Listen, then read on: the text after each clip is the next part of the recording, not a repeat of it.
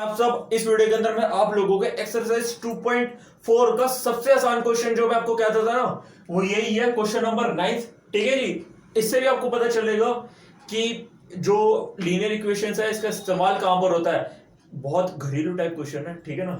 कहता है अ grandfather is 10 times older than his granddaughter. He is also 54 years older than her.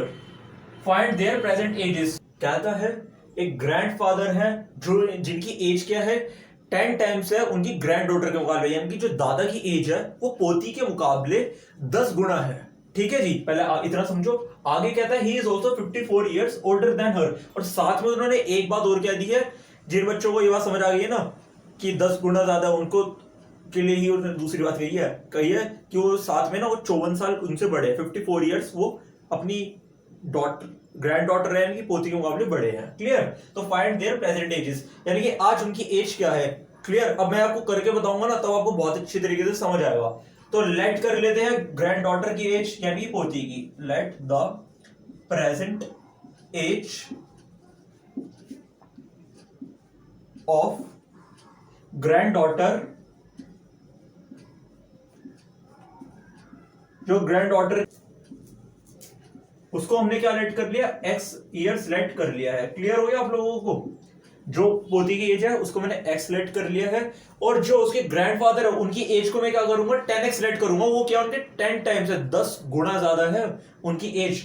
तो let the present age of grandfather be 10x years. 10 गुना है ना। अब याद करो, मैं आपको एक वीडियो में बताया था कि डबल होती है तो 2x, ट्रिपल है तो 3x, इसी तरीके से 10 टाइम्स है तो 10x। क्लियर। और साथ में वो ये भी कहता है कि he is 54 years older than her, यानी कि 54 साल बड़े हैं। ठीक है जी। अब मैं आपको एक बात बताता हूं। मान लो मैं तुमसे कह दूं कि मैं तुमसे 5 साल बड़ा हूं, तो इसका मतलब क्या है, ध्यान दो। यानी कि तुम्हारी एज में और मेरी एज के अंदर 5 साल का फर्क है। फर्क को इंग्लिश में क्या कहते हैं, डिफरेंस। यानी कि अगर मेरी एज में से तुम्हारी एज को मैं माइनस कर दूं तो 5 साल आएगा। एक छोटा सा मैंने आपको एक एग्जांपल दिया। क्लियर हुआ। इसी तरीके से जो दादा और पोती की एज के बीच का डिफरेंस कितना है, 54 ईयर्स है। यानी कि दादा की एज के अंदर से अगर मैं पोती की एज को हटा दूंगा, मतलब माइनस कर दूंगा, यानी कि 54 ईयर्स आ जाएगा। क्लियर हुआ आप लोगों को। तो अकॉर्डिंग टू क्वेश्चन, वैसे ना ये क्वेश्चन में आप लोगों को दोबारा भी समझाऊंगा, ये मैं टेंशन मत लेना।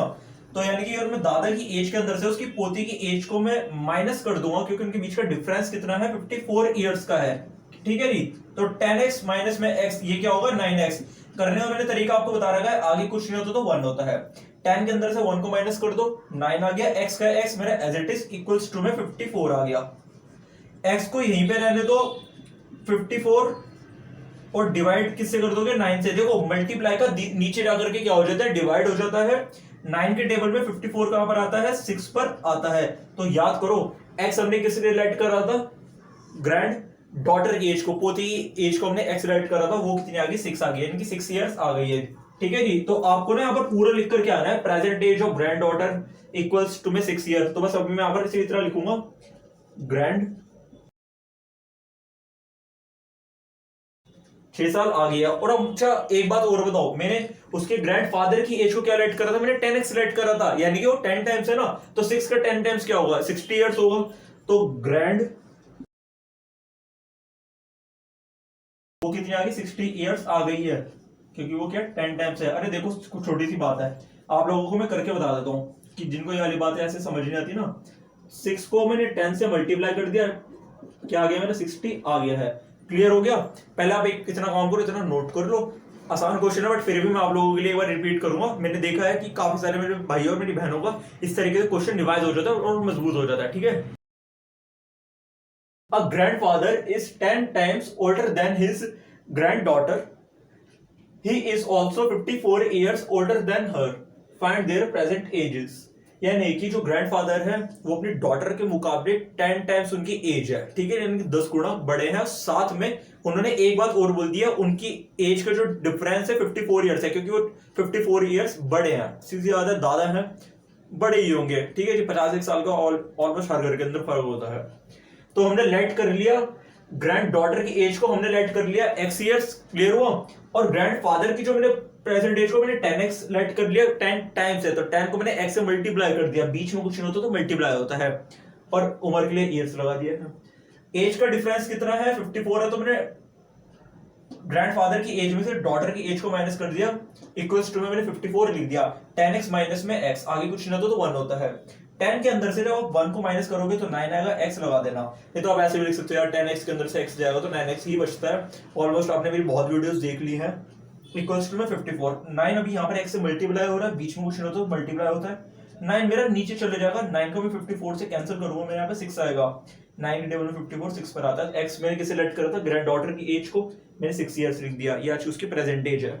ग्रैंडफादर की एज को मैंने क्या लेट करा था 10x, तो मैंने 10 को 6 से मल्टीप्लाई कर दिया, 10 टाइम्स कर दिया, वो क्या इतनी आ गई 60 इयर्स आ गई। ठीक है, आप चाहो ना तो अभी ऐसे भी कर सकते हो, ग्रैंडफादर की एज में से इसकी डॉटर की एज को माइनस कर लो, यानी कि 60 के अंदर से 6 को आप माइनस कर दोगे तो आपका आंसर 54 इयर्स आ जाएगा, जैसे कि यहाँ पर मेंशन मिला। अच्छा लगा ना, क्वेश्चन आसान था, पता चल रहा है कि किस तरीके से ऐसे क्वेश्चन का हमारी रियल लाइफ के अंदर इस्तेमाल होता है, और आगे जाकर कि आपको ऐसे क्वेश्चन पढ़ने को मिलेंगे। तो प्लीज वीडियो को लाइक करो, चैनल को सब्सक्राइब कर लो, बहुत सारी इस पर अच्छी अच्छी वीडियोस आने वाली हैं। मिलते हैं नेक्स्ट वीडियो में।